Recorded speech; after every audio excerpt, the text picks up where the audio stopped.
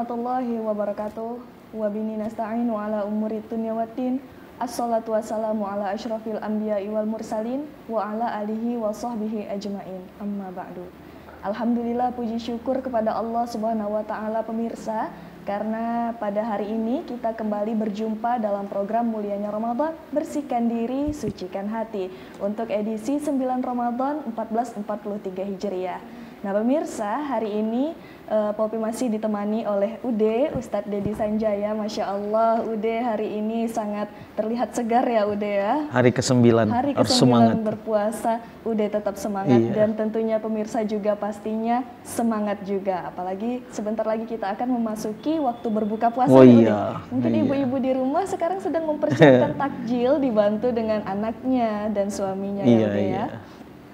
Nah Ude, pada hari ini tema apa yang akan kita bahas nih Ude? Kita membahas tentang konsep modernisasi dalam beragama. Nah, iya. Luar biasa sekali ya Ude ya. Iya. Tema pada hari ini sangat relevan dengan kehidupan kita saat ini. Iya. Betul sekali Popi. Nah benar. Ude, sebelumnya nih perlu pemirsa Tanjung Pinang TV ketahui, saat ini kita sedang berada di kediaman keluarga Purba nih Ude. Iya. Yang juga dikenal dengan Rumah 200A di Jalan Sumatera, Tanjung Pinang. Nah rumah ini luar biasa sekali ya Ude, sangat adem, natural ya. Iya, natural sekali dengan gaya klasik. Betul. Dan material tempo dulu. Iya, betul. Nah, baiklah pemirsa, untuk tidak berlama-lama lagi, mari kita langsung saja mendengarkan penjelasan dari Ude mengenai konsep modernisasi beragama. Tafadhol Ustaz. Terima kasih Popi. Pemirsa Tanjung Pinang TV, bismillahirrahmanirrahim. Assalamualaikum warahmatullahi wabarakatuh. Alhamdulillah, alhamdulillahilladzi arsala rasulahu bil huda wa dinil haqq wa kafa billahi syahida. Asyhadu alla ilaha illallah wa asyhadu anna Muhammadan abduhu wa rasuluhu la nabiyya ba'dah. Allahumma shalli ala sayyidina Muhammadin wa ala ali sayyidina Muhammad. Amma ba'du. Popi dan seluruh pemirsa Tanjung Pinang TV yang tentunya dicintai oleh Allah Tabaraka wa Ta'ala, di hari yang ke-9 ini kita terus bersyukur kepada Allah Subhanahu wa Ta'ala dan berdoa Allah Subhanahu wa Ta'ala memberikan nilai-nilai kebaikan-kebaikan, pahala demi pahala dari setiap ibadah yang kita kerjakan. Amin. Mulai dari awal Ramadan sampai sore hari ini menjelang takjil, kita menunggu beduk tanda berbuka puasa. Amin. Salawat serta salam tidak lupa kita kirimkan kepada junjungan kita, Nabi Muhammad sallallahu alaihi wasallam, dengan ucapan Allahumma salli ala sayyidina Muhammadin wa ala ali sayyidina Muhammad, yang kita semua mengharapkan syafaat yang dibawa oleh Rasulullah sallallahu alaihi wasallam. Popi, ketika kita berbicara tentang modernisasi dalam keberagamaan, maka sesungguhnya telah digambarkan oleh Nabi kita Nabi Muhammad sallallahu alaihi wasallam di kota Madinah Al-Munawwarah. Madinah dulu, pemirsa Tanjung Pinang TV, disebut dengan kota Yathrib. Kota Yathrib itu adalah nama lama dari kota Madinah. Jadi ketika Nabi hijrah dari Mekah ke kota Yathrib, Nabi kita Nabi Muhammad sallallahu alaihi wasallam menunjukkan toleransi yang begitu luar biasa. Di kota Yathrib itu ada kaum muslimin, umat Islam. Di kota Yathrib ada kaum Nasoro, Nasrani. Di kota Yathrib ada kaum Yahudi. Di kota Yathrib ada kaum Majusi. Di kota Yathrib bahkan masih ada mereka yang ateis, tidak menyembah Tuhan, tapi mereka percaya dengan Tuhan. Dan ada juga sebagian kecil mereka masih menyembah berhala. Artinya ketika Nabi hijrah ke Yathrib atau kota Madinah sekarang, berbagai macam agama yang ada. Lalu Nabi kita Nabi Muhammad sallallahu alaihi wasallam menunjukkan toleransi keberagamaan yang sangat luar biasa. Toleransi, pemirsa Tanjung Pinang TV, Popi, dalam bahasa Arab artinya tasamuh. Tasamuh artinya adalah toleransi antar umat beragama. Islam adalah agama yang paling toleran. Islam adalah agama yang paling tasamuh. Kita bisa lihat Nabi kita Nabi Muhammad sallallahu alaihi wasallam. Nabi kita Nabi Muhammad ketika ada seorang Yahudi yang biasa menzolimi Nabi, ngelempar Nabi dengan batu, bahkan meludahkan Nabi. Nabi diludahin oleh Yahudi ini. Satu ketika Yahudi ini sakit. Dia terbaring di rumahnya. Walam ya'ti asdiqai bi ziyarati. Enggak ada sesama orang Yahudi yang membesuk melihat dia sakit. Enggak ada tetangga-tetangga yang melihat dia sakit illa Rasulullah, kecuali Nabi kita Nabi Muhammad. Ketika itu Nabi lewat di jalan yang laki-laki Yahudi ini sering berada di sana. Nabi bertanya kepada sahabat Abu Bakar dan Umar ibn Khattab, kok tumben gak ada laki-laki Yahudi yang biasa meludahin aku, ngelempar aku dengan batu?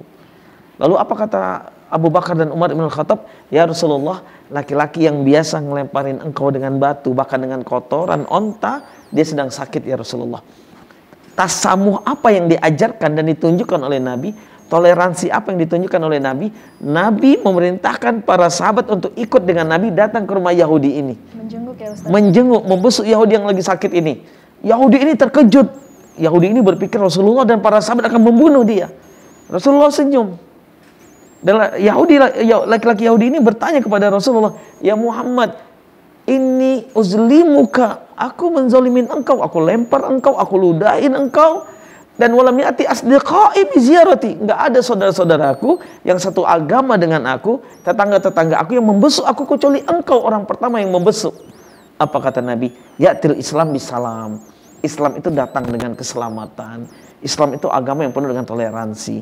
Faqala hadza rajul Yahudiyan, laki-laki Yahudi ini berkata, ishhad ya Muhammad, asyhadu alla ilaha illallah wa annaka rasulullah. Laki-laki Yahudi ini masuk agama Islam gara-gara tasamuh, toleransi yang ditunjukkan oleh Nabi kita Nabi Muhammad kepada laki-laki tadi. Kita juga bisa lihat, Popi, toleransi dalam agama kita, agama Islam yang diajarkan Nabi kita Nabi Muhammad SAW. Ketika Nabi duduk dengan para sahabat, ada rombongan orang Yahudi yang lagi membawa jenazah orang Yahudi yang meninggal. Semakala salatu wassalam, kumu. Apa kata Nabi pemirsa Tanjung Pinang kepada para sahabat? Berdiri kalian, hormati mereka. Para sahabat berdiri ketika itu dan menghormati rombongan iring-iringan orang-orang Yahudi yang sedang menggendong, mengangkat keranda jenazah salah seorang keluarga Yahudi yang meninggal dunia. Seperti itu toleransi yang diajarkan Nabi kita Nabi Muhammad sallallahu alaihi wasallam.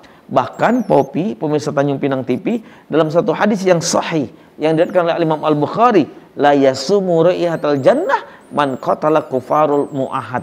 Pop, orang Islam yang mengganggu orang non-muslim, yang tidak mengganggu kita, yang tidak menzolimin kita, lalu kita ganggu, kita zolimin, kita bunuh, maka kita tidak akan bisa mencium harumnya surga. Sampai seperti ini Islam menjaga toleransi.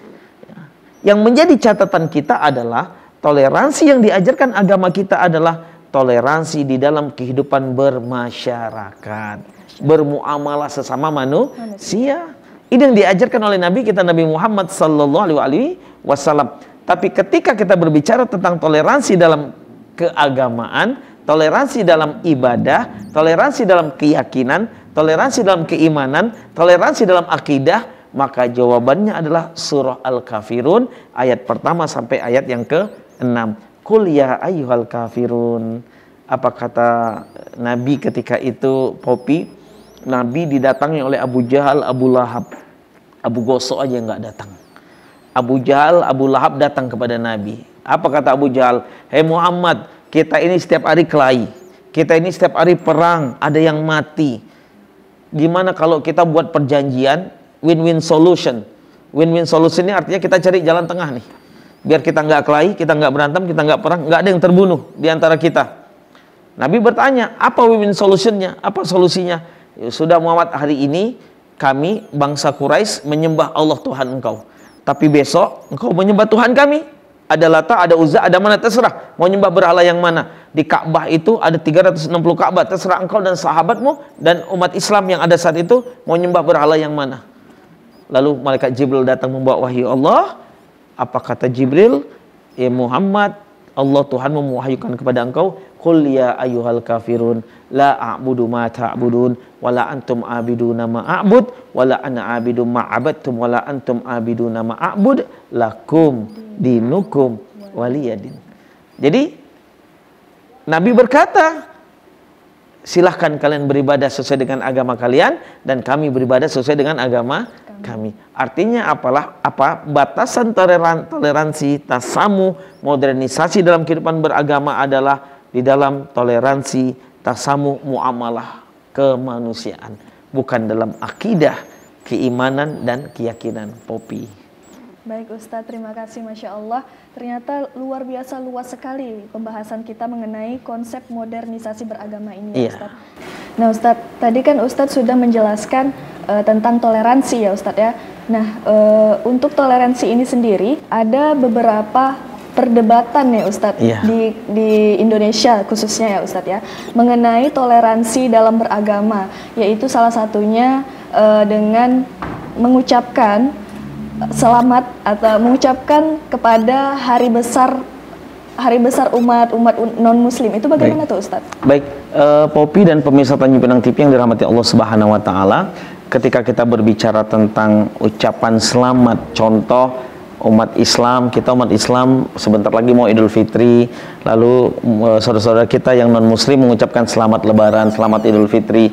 Lalu kemarin ada hari raya Lebaran agama-agama yang lain, apakah kita boleh mengucapkan selamat Lebaran untuk agama-agama tertentu? Maka dalam kajian fikih terjadi beberapa pendapat ulama.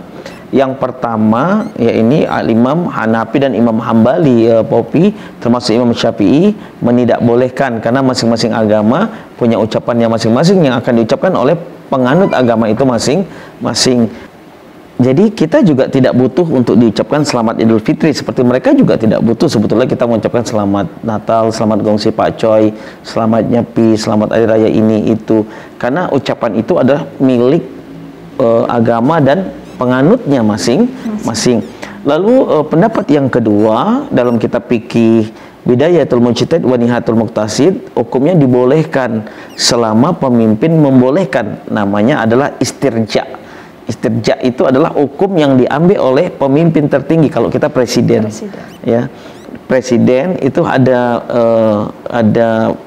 hubungan garis terputus dengan Majelis Ulama Indonesia.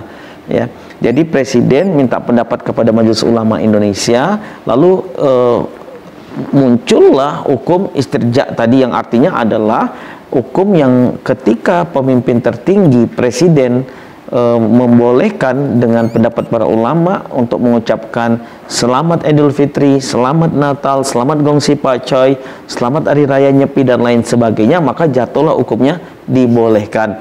Di Indonesia menggunakan pendapat yang kedua di negara kita untuk menjaga modernisasi dalam keberagamaan. Artinya siapa saja silahkan, karena hanya sebatas ucapan, bukan menjadi satu keyakinan. Jadi pemirsa Tanjung Pinang TV, Popi, ada dua hukum. Yang pertama dilarang, yang kedua dibolehkan dengan syarat pemimpin tertinggi yaitu presiden membolehkan untuk mengucapkan kalimat ucapan selamat berdasarkan pendapat para ulama atau ijtihadnya para ulama, dan ini yang dipakai di negara kita. Popi. Berarti hukum istirja itu sendiri diambil dari musyawarah ya Ustaz? Iya, artinya pendapat ijtihadnya ulama dan pemimpin tertinggi, karena kita dalam Islam Allah berfirman dalam Al-Quran, ati Allah, taati Allah, wa ati Rasul, taati Rasul, wa ulil amri minkum, dan pemimpin diantara kalian, ya. Tapi kalau pemimpin kita, misalkan presiden kita bilang udah nggak usah, ini adalah ucapan masing-masing agama, maka hukum ini tidak berlaku. Yang berlaku adalah pendapat yang pertama, seperti itu. Baik, terima kasih Ustadz. Masya Allah, luar biasa sekali penjelasan dari Ustadz Dedi Sanjaya mengenai toleransi ini ya pemirsa, karena di Indonesia sendiri memang memiliki beragam suku bangsa dan agama, maka toleransi harus kita terapkan demi menjaga kesatuan NKRI kita. Baik pemirsa, nanti kita akan sambung kembali setelah jeda iklan. Jangan lupa mana-mana, tetap di Mulianya Ramadan, bersihkan diri, sucikan hati.